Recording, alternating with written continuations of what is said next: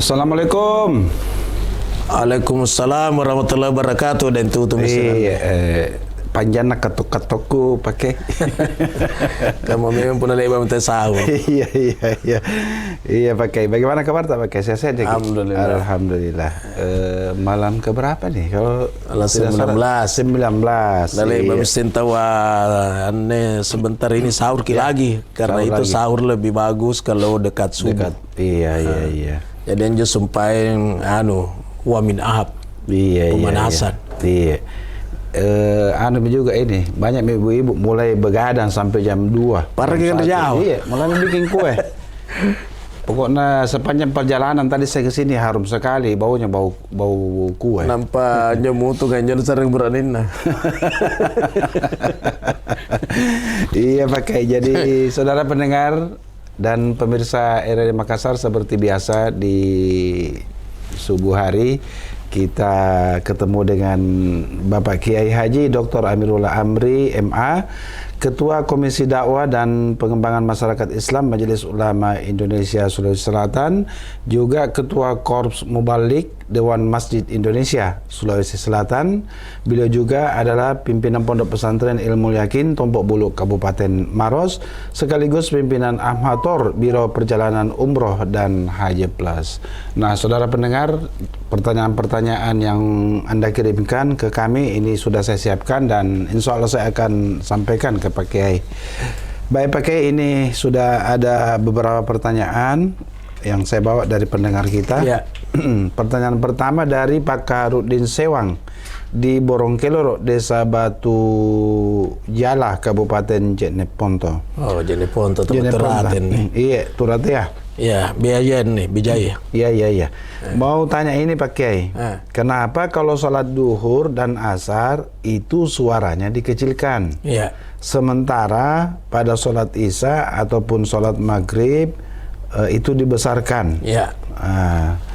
Kemudian ada pertanyaan keduanya nih Pak Kiai. Iya. Kenapa sholat duhur dikecilkan suaranya? Ini kayaknya berulang ini pertanyaannya Pak Kiai. Iya, tapi silakan Pak Kiai. Jadi di siang hari disirkan, disirkan, dirahasiakan suara. Iya.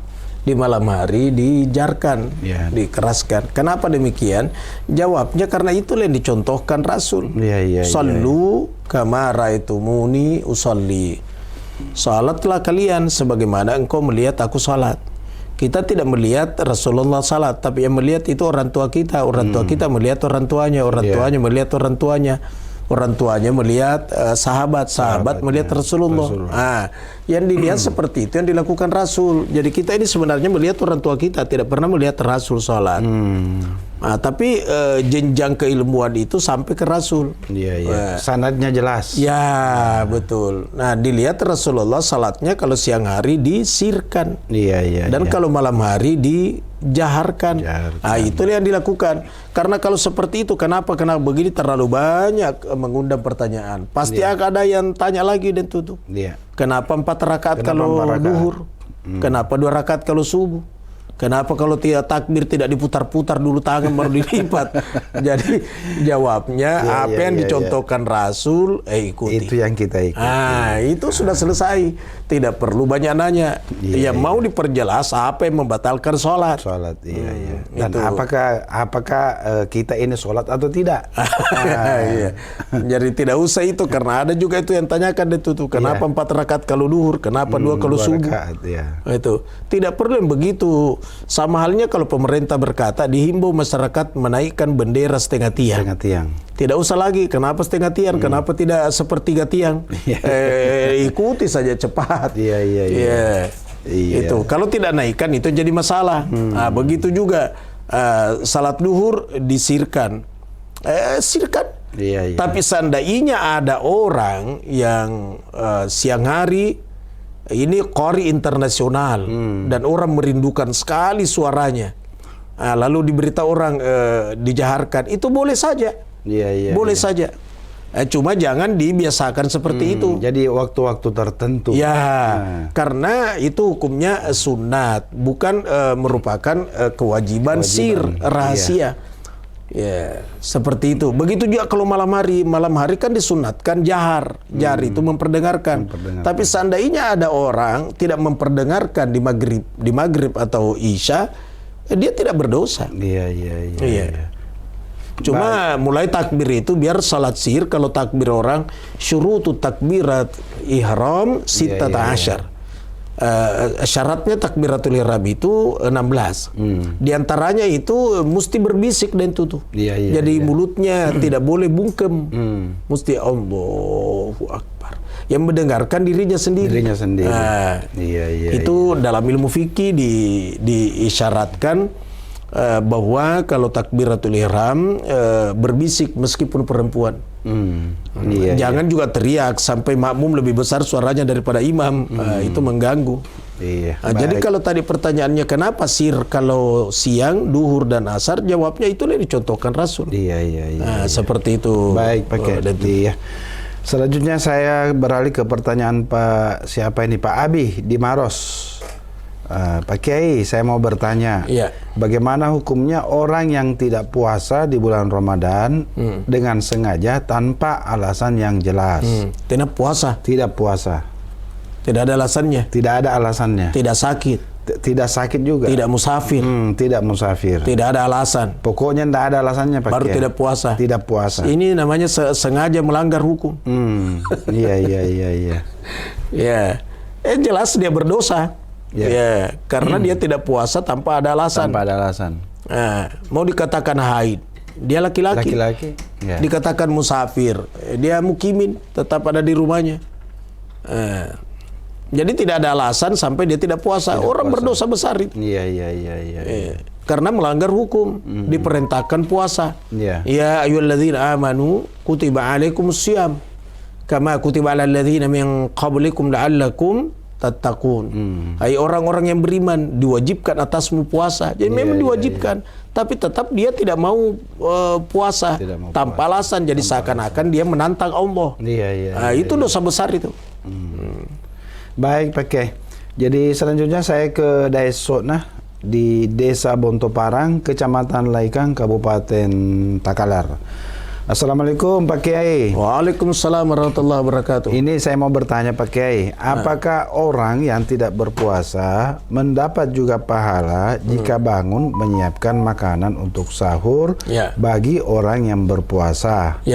Misalkan istrinya hamil, menyiapkan makanan untuk suaminya yang akan berpuasa. Terima kasih Pak Kiai. Ini bagus, ini istri yang begini taat sama suami, taat sama Allah.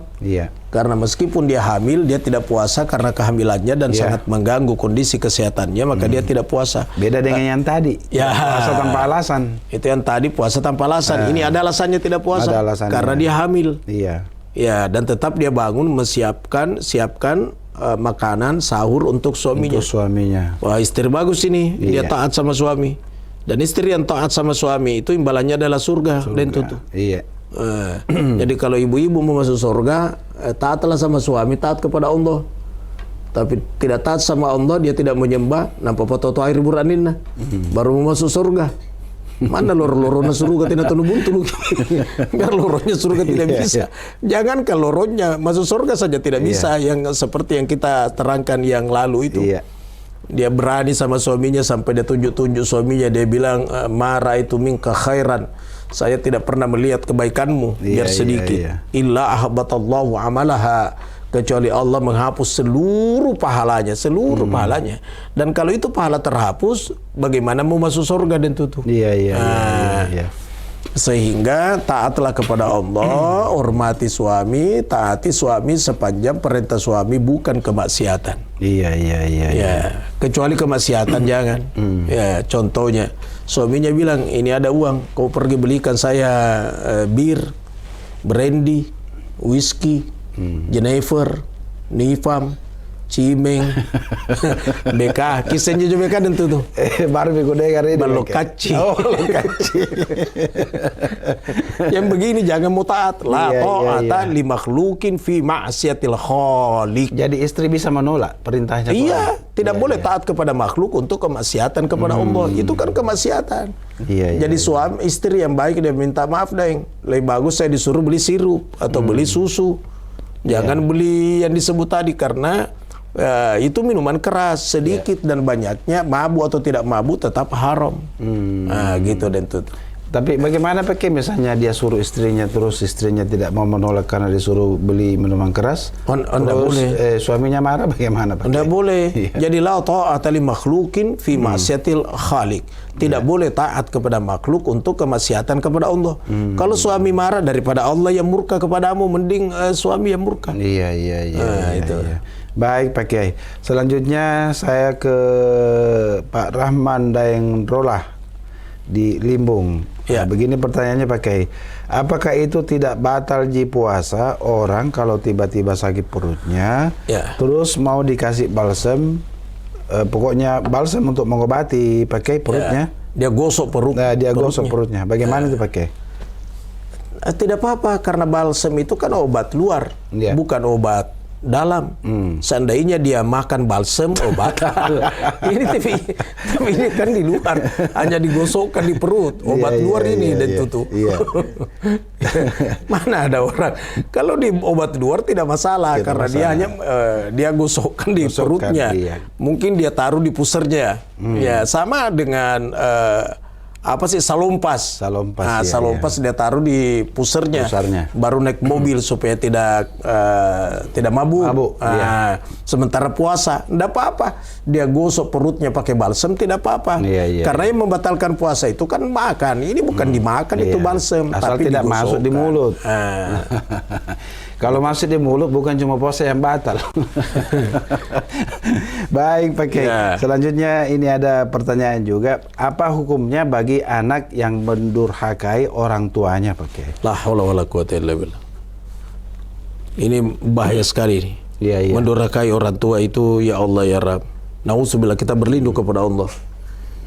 Itu anak yang mendurhakai orang tuanya, biar bengkak dahinya sujud menyembah Allah. Allah tidak terima. Puasanya bukan hanya puasa wajib Ramadan, tapi sesudah Ramadan, Senin, Kamis, pertengahan bulan semua dilakukan.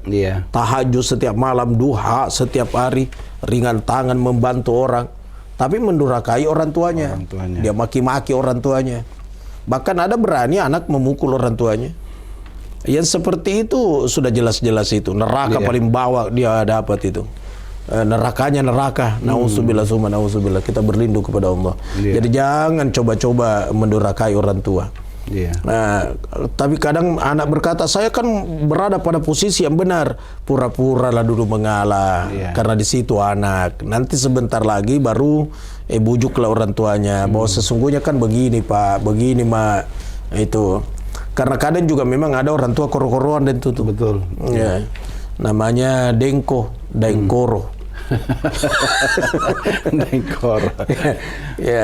Tapi sebagai anak maklumi orang tuanya karena di situ adalah anak, maka lebih bagus mengalah.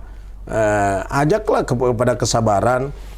Itu kan orang yang selalu marah-marah itu dan itu marah itu kan dari setan.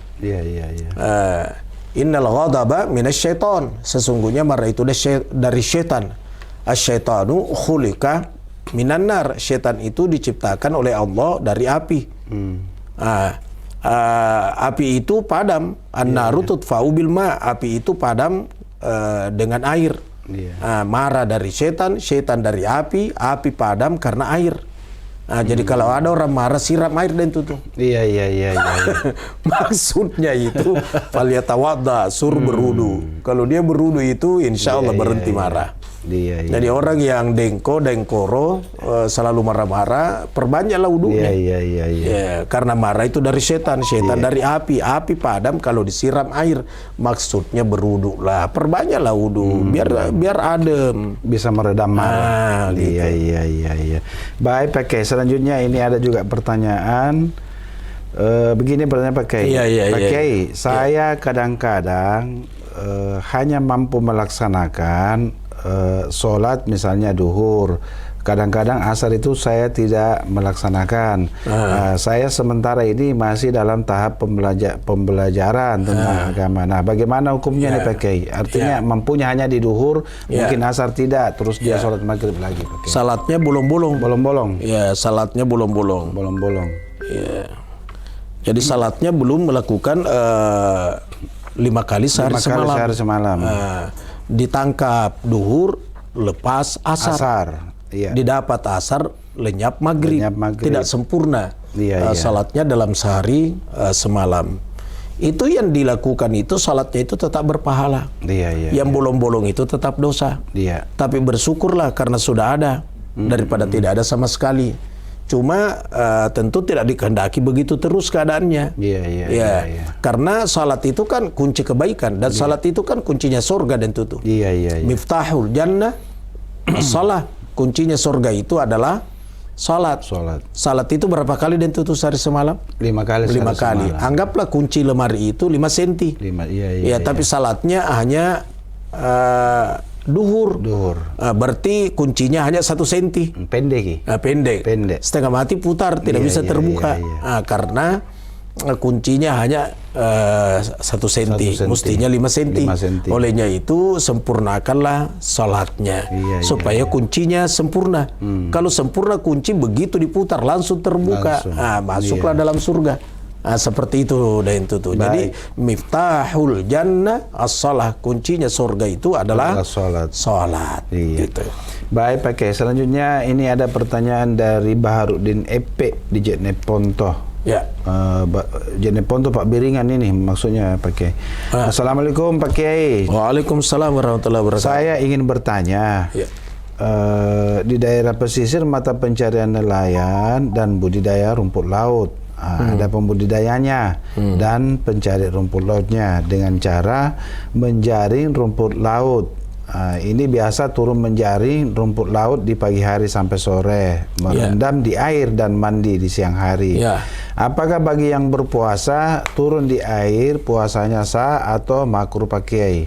Kayaknya sama pertanyaan sebelumnya ini Pak Kiai. Kalau ini kan mata pencariannya di situ. Di air. Kalau dia tidak turun, kasihan mau dapat gimana tuh rumput laut. Maka silakan turun. Yang penting mampu menjaga, tidak minum. Jangan sampai menyelam sambil minum air. Itu kan batal. Jadi silakan kerja rumput laut. Yang dimakruhkan itu dan itu kalau memang dengan sengaja mencari kesegaran. 10 menit mandi lagi, 10 menit mandi lagi, 10 menit mandi lagi. Tujuannya memang untuk menyegarkan itu sampai mandi terus. Ini dihukumkan makruh. Beda dengan ini kasusnya tadi. Memang mata pencariannya adalah rumput laut di Jeneponto, di Pak Biringan. Sehingga silakan mencari nafkah Ramadan. Luar biasa pahalanya itu. Bahkan tidur itu ada ungkapannya dalam kitabnya Imam Ghazali Hujatul Islam bahwa tidurnya orang puasa itu ibadah. Naimu shaim ibadah. Tidurnya orang berpuasa adalah ibadah. Itu di Ihya Ulumuddin. Sekalipun ungkapan ini diperselisihkan. Ada yang berkata hadis, ada berkata bukan hadis. Tapi yang jelas bisa dimaknai bahwa orang puasa itu tidur saja ibadah, apalagi kalau cari nafkah. Maksudnya pergilah cari nafkah, pergilah cari rumput laut yang di laut. Gitu dan itu tuh. Selama mampu berpuasa, tetap berpuasa. Kecuali kalau tidak sanggup. Kalau tidak sanggup tapi kalau masih makan istrinya lebih bagus jangan bekerja dulu. Puasa dulu lah. Baik Pak Kiai, selanjutnya ini ada pertanyaan dari Nur Labakam Pangkep. Saya mau bertanya Pak Kiai, apa hukumnya kepada orang yang sedang marah? Karena marahnya itu mau dikasih makanan, dia bilang haram saya makan makanan itu. Tapi tidak mau tapi setelah hilang marahnya dia makan lagi makanan itu Pak Kiai. Itu namanya orang emosi. Itu berdosa atau tidak? Itu namanya orang emosi. Karena di saat dikasih burger, saya tidak mau, karena emosi. Padahal mau disebut. Begitu berhenti emosi dia bilang kemana burger nu sumpahin. Gitu. Jadi emosi, makanya kalau emosi jangan kelewatan lah. Karena nusasal lagi kain nusalah. Dibawakan durian dia bilang tidak mau tidak koiro, saya tidak mau. Durian ini biar durian saya tidak mau. Tapi sebentar berhenti marah karena kemana durian nu sumpahin. Dia cari kembali lagi. Jadi jangan keseringan marah. Bahkan ada ungkapan marah itu kan memutuskan urat saraf. Urat saraf. Ya, olehnya itu sering-seringlah senyum, karena senyum itu kan membuat orang segar. Iya. Taburkan senyum kemana-mana, meskipun senyum yang dipaksakan. Iya. Karena senyum itu adalah bagian dari sedekah. Jangan marah-marah. Gitu. Baik Pak Kiai, selanjutnya ini ada lagi pertanyaan, haramkah? Oh, sambungannya tadi ini Pak Kiai, maksudnya haramkah makanan itu dia makan karena dia sudah sumpai bahwa makanan itu haram untuk dia makan pada saat marah dia tadi? Ya, karena dia dalam keadaan itu haram, dan tentu ini karena sudah sangat sempit waktu. Iya. Haram itu adalah haram zatnya. Ini kan halal zatnya. Kemudian haram sumbernya. Kenapa haram sumbernya? Karena makanan dicuri. Berarti haram zatnya, haram sumbernya. Ini sebenarnya sumbernya halal, zatnya juga halal. Cuma karena emosi. Gitu. Jadi berhenti emosi, makanlah kembali. Iya. Baik Pak Kiai.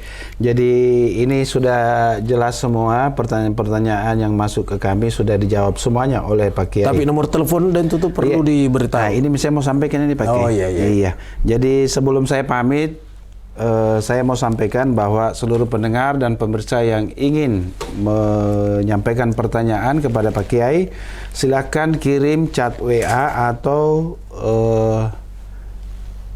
melalui nomor 0821 3333 9440. Bisa juga melalui voice note di nomor yang sama. Nah, baik saudara pendengar, sebelum saya pamit ke Pak Kiai, saya memohon ke Pak Kiai untuk memanjatkan doa sebelum saya pamit. Bismillahirrahmanirrahim. Alhamdulillahirabbil alamin. Allahumma shalli wa sallim ala sayidina Muhammadin.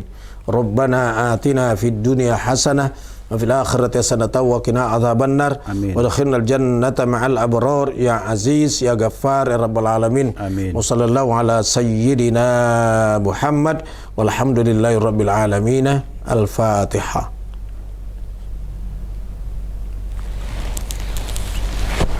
Subhanallah. Baik Pak Kiai, kalau begitu saya pamit dulu Pak Kiai. Assalamualaikum. Waalaikumsalam warahmatullahi wabarakatuh.